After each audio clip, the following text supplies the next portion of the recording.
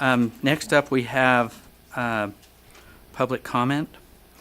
And Lorraine, you have a timer on this. These are 2 minutes.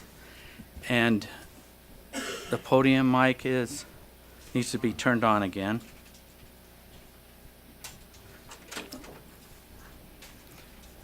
Yeah, if you would.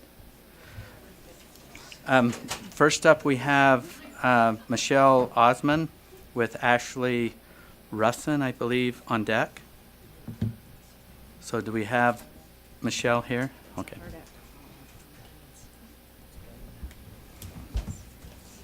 Good morning. My name is Michelle Ormond. I've been a high school biology teacher for 21 years, and I'm currently serving as the high school representative on the Utah Science Teachers Association Executive Board. I'm here representing that board today.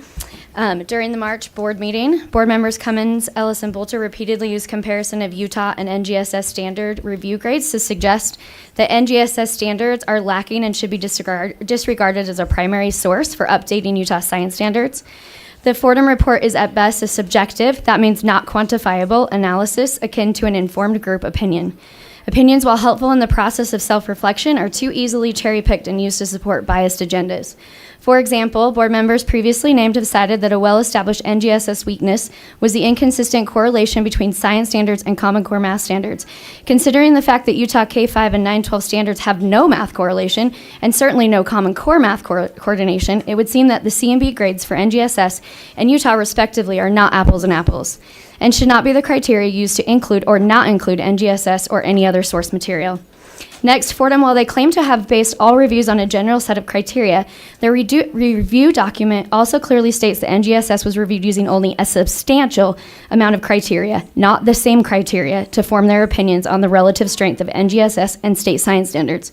Since different criteria were used in Fordham's review, comparisons between Utah and NGSS are not scientifically valid or reliable criteria. Finally, when Dr. John Taylor, USTA president and university dean, used a statistical coefficient of determination, or R-squared statistical analysis, to determine relationships between Fordham grades and other performance standards, it is clear there is little to no correlation between Fordham grades and ACT, AP, or NAEP achievement data. With so little statistical validity to support Fordham as a predictor of achievement, it would be irresponsible for this board to continue to use it as a reasoning for why NGSS should or should not be a primary resource for Utah standards. Thank you. Thank you. Ashley Russin with Candace Penrod on deck. Hi, my name is Ashley Russin. I am an elected board member for the Utah Science Teachers Association for Region 5, which is Provo, Nebo, and Alpine school districts. I am also a mom of a preschool who will be starting public school this fall. I was a member of the grades 6 through 8 seed writing teams. I was specifically on the 8th grade writing team and would like to speak to you all about the process from a writing member's perspective. Throughout that process, we consistently met, reviewed, and adjusted when necessary every single comment that was made in regard to the 6 through 8 standards during the 2 open public comment periods, as well as the specific feedback we received from board members. It was brought to our attention that early versions of the seed standards did not have specific science content that the Fordham report had pointed out, in particular density and the rock cycle. After consulting with a geology professor at the University of Utah, we took that feedback, and density is now found in the 6th grade seed standards, and the rock cycle is in the 7th grade seed standards. During this process, educators from public ed, higher ed, and the informal science community all worked together with the state school board and had all those who commented during public comment to make the best standards we could for our Utah students. I appreciated the ability we had as professionals in the field to rely on the most current and up-to-date research from the K-12 framework for science education as we wrote the Utah Seed Standards. You trusted us for grades 6 through 8, and we are seeing great results in teachers and students being more excited and thoroughly engaged in their science classrooms as they are thinking, acting, and knowing as scientists and engineers think, act, and know. Point. We have phenomenal scientists and teachers who know what they are doing. Please trust us again for K-5 and 912 to do what is best for all of our Utah students. Okay, next is Candace Penrod with Susie Gardner on deck. Hello, thank you for being here today. My name is Candace Penrod, and I am part of the greater science community here in Salt Lake City and in the state of Utah, and also the National Science Committee or community. And I'm here just representing many years of being a science educator here in Utah, and also having students that have moved through our educational programs here. I am here to support the recommendation that was made to use the framework for K-12 science education and the next generation science standards as a foundation. I have been working with groups of teachers and leaders across the United States that have NGSS-like standards, and we have been working with our teachers and our students, and it is amazing. I cannot imagine putting a cap on the state of Utah and not allowing those of us who have been engaging in this larger community to have to withdraw from such a wonderful experience. Utah produces so many students from higher ed that work in the STEM fields. We need a global community. We are building a global community. Our 6th through 8th grade students and teachers are working very hard. Personally, I've been working over the past 7 years to help shift instruction, myself as a teacher and now as a science leader. Our students deserve the best. We would no more say to the medical profession, stop using anything that didn't come out of Utah. Stop. We don't want that new cancer treatment. We would no longer say that than we'd say it to the automobile industry. Stop. We don't want your safety standards. So we are here. We are the voice of reason. We are the voice of experience. We work with informal ed, higher ed, K-12 ed. We're all on the same ship.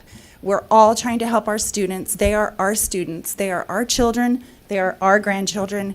We are trying to solve our problems in Utah, and we need these very robust science standards that will help all. Thank you. Thank you. Susie Gardner with Marta Adair, I believe, on deck. It's been an honor to serve on the Science Standards Review Committee. I felt unqualified to serve on it until one day I noticed these pictures on my wall. This is graduating class of 2008, 2010, 2013, 2017, and 2028. These are my children who are products of the Utah public school system. There are 55 school pictures here, 55 years worth of science, homework, science fair projects, and at least 110 parent and science teacher conferences. At this point, I know well what the Utah science education looks like at home. While I'm so grateful for the science education my kids have received, I wish it had been more inquiry-based and inspired them with more curiosity about the natural world we live in. At our first committee meeting, I did not know what NGSS even was, but I sensed it was very important. So I researched NGSS all I could. I loved everything I read. This was how I wanted my 8-year-old to learn science. I studied the people who designed it. I was very impressed by this list of 40 top educators and scientists across America, including one from Utah, Brett Molding, who received the governor's and the presidential award for his 20 years of science teaching at Roy High School. I spoke with educators who want national resources available to them. They want NGSS as their model. So at our second committee meeting, I voted for the NGSS to be the main resource in Utah science standards. I want the next 10 pictures in my little girl's frame to represent the best science education America has to offer. Please honor our committee's recommendations of using NGSS as the main resource for Utah science standards. Thank you. Marta Adair with Betsy Kleba, I believe. Hello, my On deck. friends. I'm Marta Adair, and I have spent a life's passion on two things: science education and children. I have 8 kids of my own. I've taught every level of education from grade 7th up through college. I support I endorse, I wholeheartedly beg you to consider the next generation science standards. And here's why. First of all, the standards that we now have are outdated. They are memorization. They are fact-based, and they're low on the technology, and they're low on the engineering. We want to use NGSS so that we can raise that. Since 2003, when our last standards came out, there has been so much educational research on how students learn that it's remarkable. I began teaching at BYU, teaching kids how to be science teachers. And during that time, my personal pedagogy changed based on what we learned about how students learn. The current model, and you guys know it because you've been there, done that, is teachers talk, the kids probably read, there's vocabulary words, answer questions at the end of the book, and then we'll have a fun little lab to verify what we just told you. The kids aren't doing a lot of thinking. They're doing a lot of memorizing and verifying. The new NGSS states that what we're going to do is to start with a phenomenon. For example, a teacher could bring in a plant that's bent over because it's growing toward the light, and you say to the kids, now why would that be growing like that? And the kids start to ask questions, and they start speculating, and they start wondering, but we've put it in their hands. Instead of us telling them, we've put it in their hands to do some thinking, and then we have them collect data, we have them do some research, we have them do their own personal experiments, and then we unpack it. I would like to say, please, let's go with this new model. Let's let the kids do the learning. Let's let the kids do the thinking instead of teaching ain't telling. And I just want to close with, I have a poster on my board at the university that said, no amount of talking about a turtle or reading about a turtle can convey turtleness the way holding one does. Thank you. Betsy Kleba, I hope I said that correctly. Then Kara Edwards is on deck. Thank you. That was close. It's Betsy Kleba. Kleba. Thank you for having me here today. I'm a parent of 2 students in the Utah public school system, and I'm also a scientist, and I had the honor to serve on the committee that gave the proposal and the recommendations that we're talking about today. And I want to leave you with the 3 reasons that stick in my mind that compel me to ask you to vote in favor of the standards and the NGSS that we're talking about today. The first is keeping in mind that while we're talking about science curriculum, not all students are going to go on to be scientists, but all of our students are living in a world that is shaped by the information that comes out of the scientific process. And because of that, we need to prepare them to understand how to take that information, evaluate it, and draw their own conclusions. Secondly, tying into that is that the updated curriculum, the NGSS, as both Marta and Susie were explaining, it's really a mechanism or a way of thinking. It's a way of evaluating information. It's not about memorizing facts and being told information. We have to teach our children how to think critically, how to evaluate information, how to synthesize information, and draw conclusions, their own conclusions based on that information. It can't be about generating robots that are regurgitating. We live in a fast-paced, fast-changing world, and we need to prepare our students to understand that reality. Finally, what I want to say is that Utah is part of a global community, and I'm an example of that. I have the privilege of raising my family in this community, but I'm employed by a company, a cancer diagnostics company that's outside of this state, where I have the opportunity to work with people around the country and around the globe. A stale, decades-old curriculum is not going to prepare our kids for the reality that they're living in this global community and that we're a part of that global community. We need to generate a curriculum that is going to prepare them for the reality that's here today. Thank you. Kara Edwards, and then Dwayne Jeffrey. Good morning. Thank you for the opportunity to speak to you today. My name is Kara Edwards. I am the parent of 4 children, currently attending public schools in Utah. And I'd like to share with you a little bit of my experience as a member of the State Science Standards Review Committee. When I read that the board had decided to update the current science standards, I was thrilled. I knew I wanted to be a part of this revision and make sure that as parents our thoughts were being heard. I was appointed to the committee by Greg Hughes. As I prepared for our first meeting, I read through all the current science standards for grades K5 and 9-12. I also read the newly revised 6-8 standards. As I compared the two, I could see a big difference between the new and the old. I liked the more hands-on approach taken by the 6-8 standards and determined that is one thing I would ask for in the new standards. My next step was speaking to my children's teachers.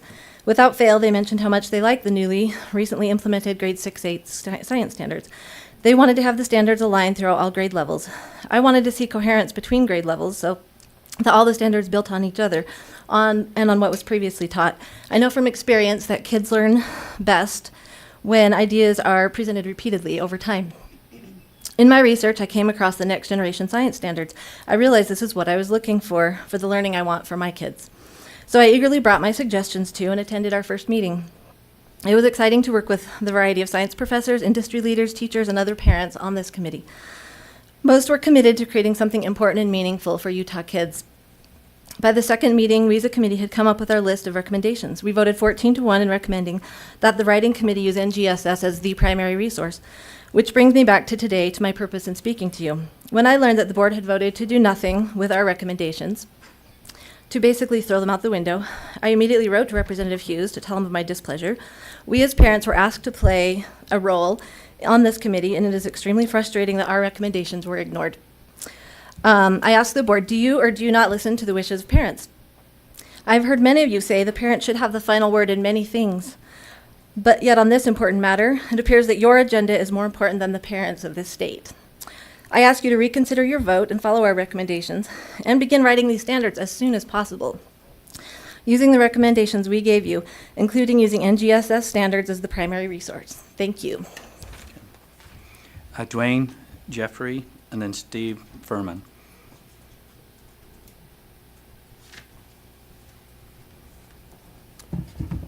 I'm Dwayne Jeffrey, retired biology faculty from BYU, and I was a member of the Science Standards Review Committee as well. At the board's last meeting on this subject, a speaker charged that there is a conspiracy at BYU to teach students evolution. I'm here to acknowledge that that charge is true. The conspiracy even has a name. It's called education. Our undergraduate course in evolution has been taught now for nearly 50 years. With the initial approval of the BYU Board of Trustees and in more recent years with the approval and blessing of the LDS First Presidency. The course is taught from a research-oriented point of view so that students are exposed to what is known, what questions remain to be resolved, i.e. the evidence against, as it's sometimes called, and discussions about how to design research to study those unresolved issues. BYU is introducing a second undergraduate evolution course this fall entitled Evolution and Human Health, also approved by the BYU Board of Trustees. For evolution is not just an arcane story about dinosaurs and woolly mammoths and five-toed horses. It's a rigorously tested and highly productive research program. Evolution is the only management philosophy in town for biological organisms. It's used in wildlife management and conservation, agriculture, genealogy, forensics in the classroom, in the courtroom, improvement of plants and animals, treatment of infectious diseases, development and management of antibiotics and pesticides, the search for petroleum and mineral deposits, and many, many more applications.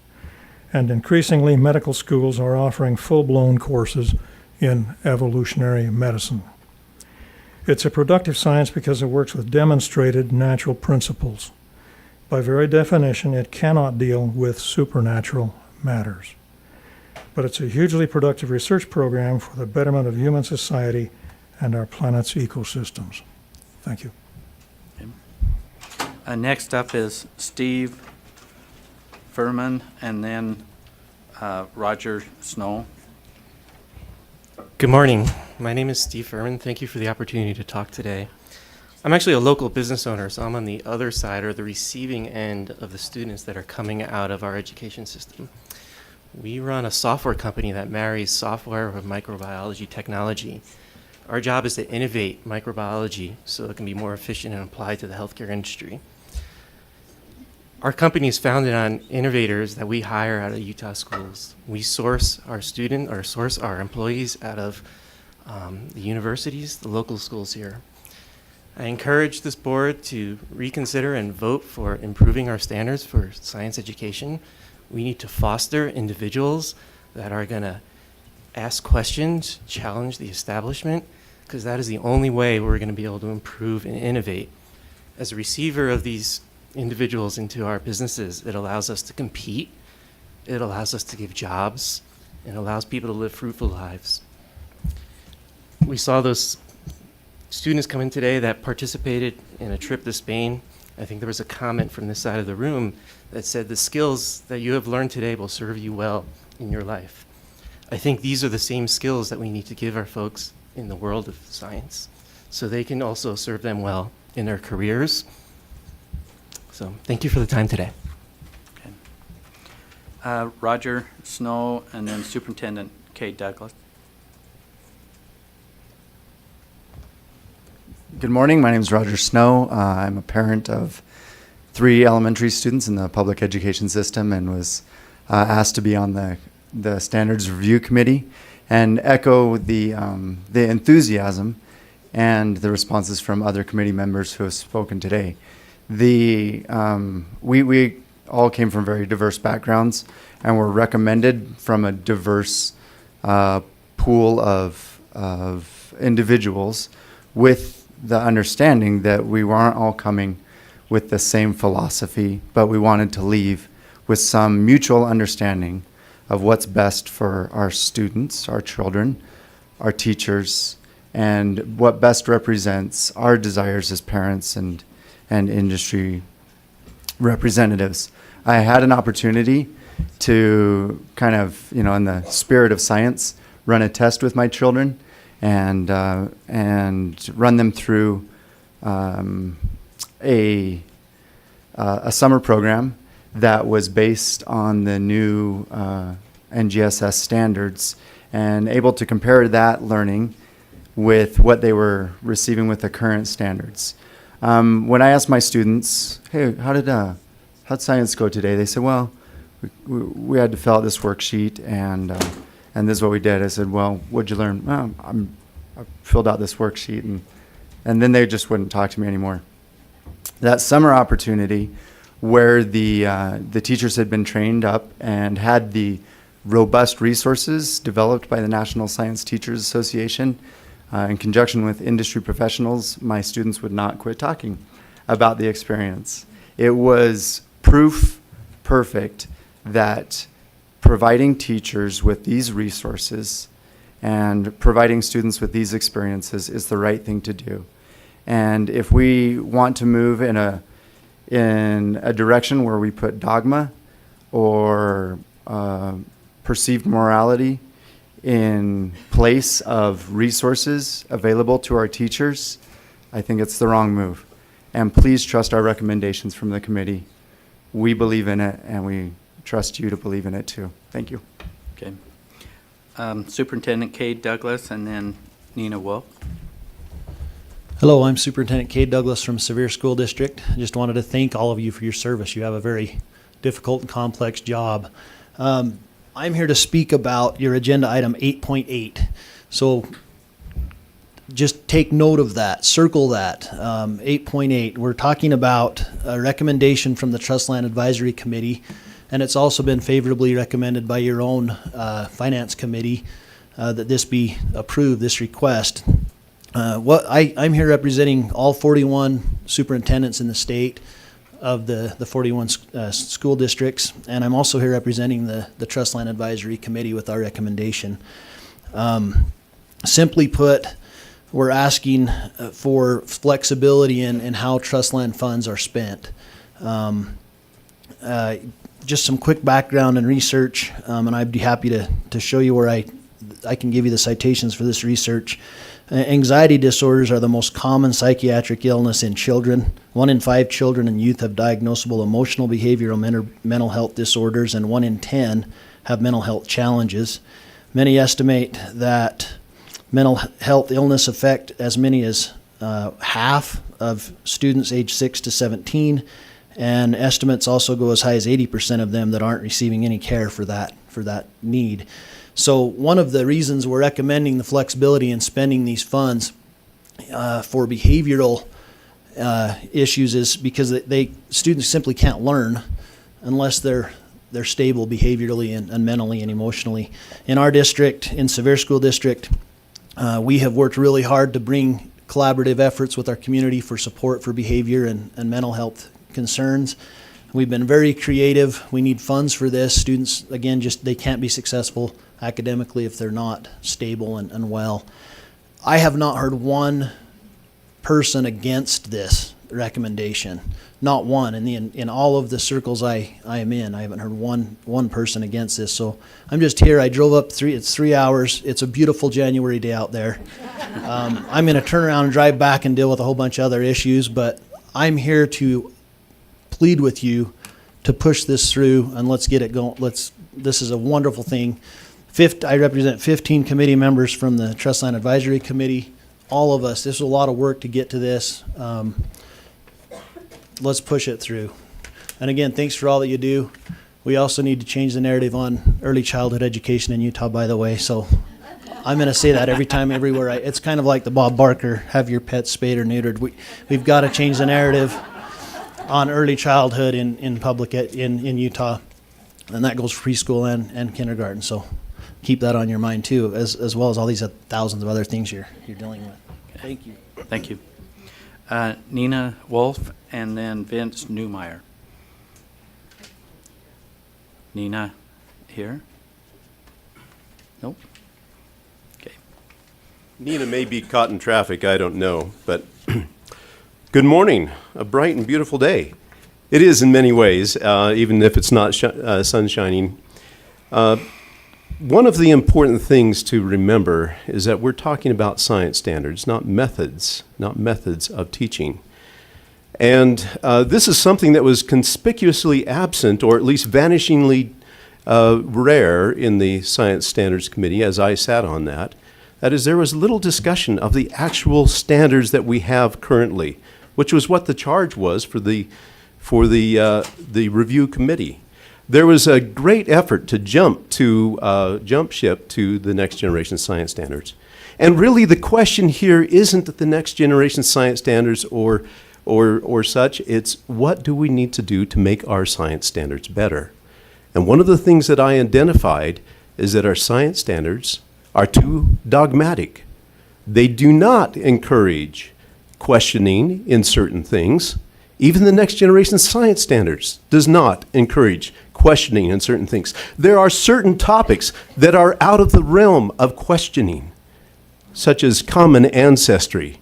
Let me give you an example. Successful candidates will be able to communicate scientific information that common ancestry and biological evolution are supported by multiple lines of empirical evidence.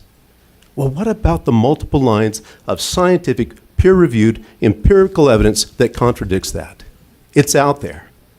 But apparently it's not being taught to our kids because they're not allowing it. Well, rather than go to great details on these things, you'll need to look them up for yourselves. Just remember that you as board members were elected by the people of Utah to make some decisions as to the education of our children. In a Zogby poll in 2009, 78% of the likely voters agreed that biology teachers should teach Darwin's theory of evolution, but also the scientific evidence against it. That's not being done. I urge you to do your jobs. Thank you. Next is Heidi Matthews and then Frank Strickland.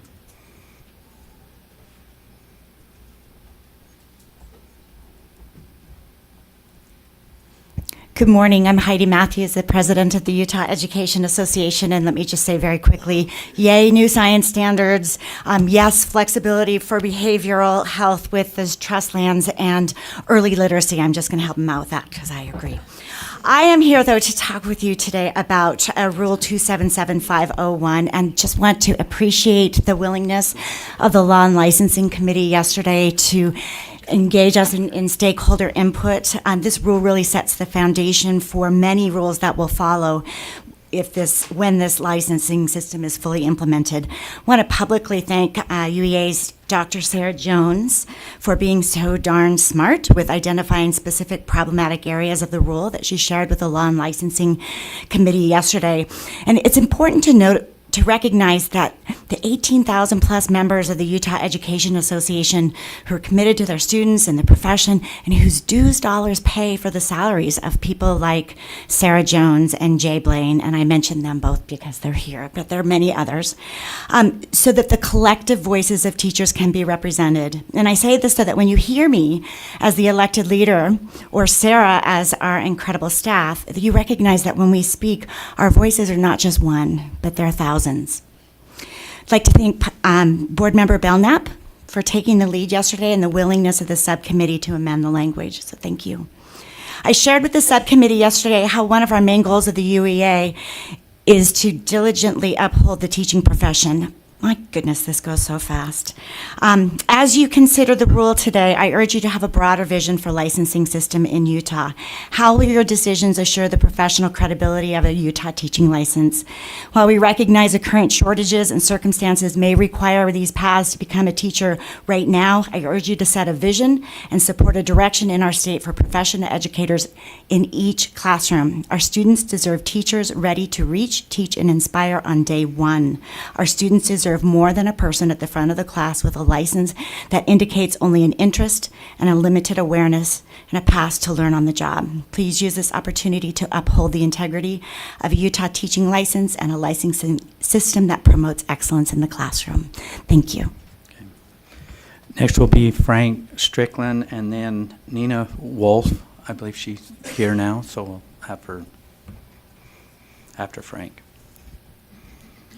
Thank you for the opportunity to speak to the board here. In fact, I'm glad there's still a board here. After about a month ago, there was efforts to eliminate this board and replace it with a single person. This ties back in, incidentally, to the topic of the NGSS. I would encourage the board to use the current science standards as the framework and then modify them to bring them up to national standards instead of the other way around. I think our current science standards have served us well. They do need changing, and we have the resources within Utah to do that.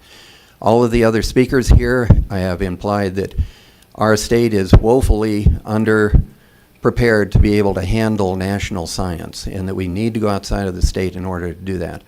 I think that is an insult to our local resources and our local expertise.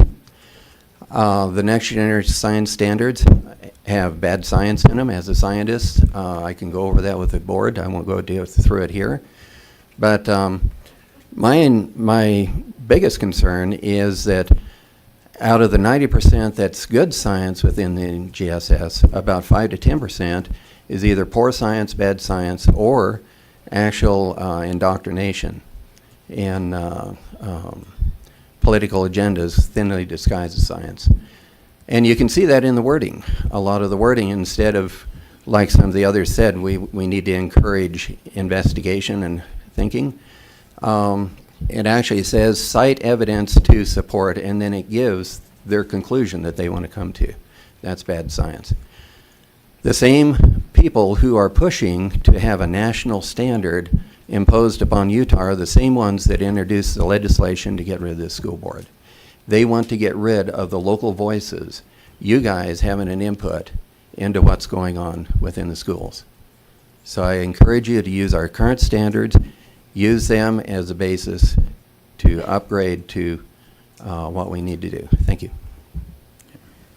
And Nina Wolf, and then Clifford Roski.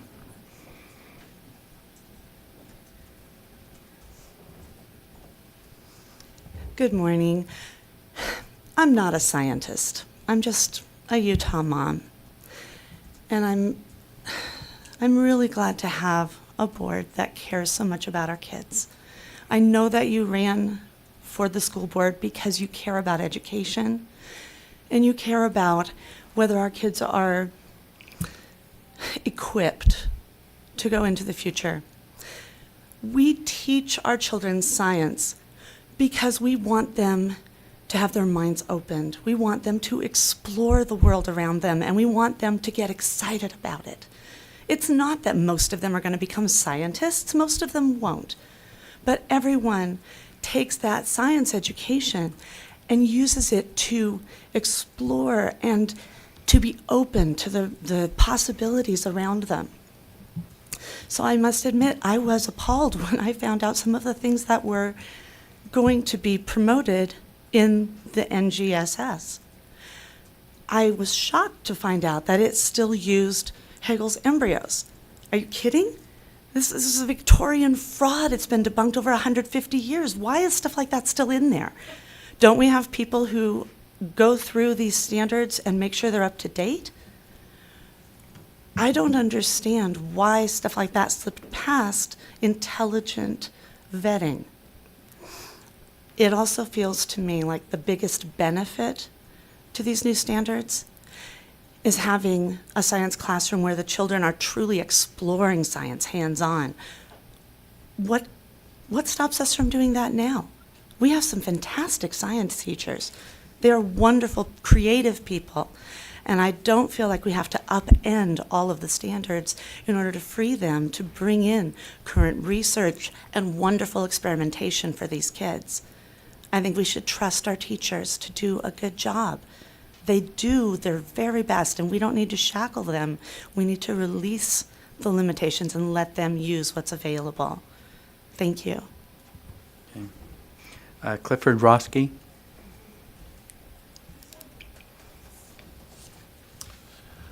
Thank you. My name is Clifford Roski. I'm a law professor at the University of Utah, and I'm also on the Advisory Council of Equality Utah. And I'm here to address Rule 277-613, the anti-bullying rule, which is item 16 on your agenda today. And I'm really just here to thank you and your staff sort of in a really big way. A few weeks ago, we were all a little surprised to realize that in the process of making technical updates to the rule, the board hadn't had an opportunity to consider how those technical updates might impact the rule's existing training provisions that protect LGBT students. Because frankly, those provisions, which this board inherited from a previous board, were pretty unnecessarily complicated. The nature of the impact of the updates wasn't initially clear. And we are very grateful that the board agreed to delay the rule's effective date so that we could all work together to investigate and address those concerns.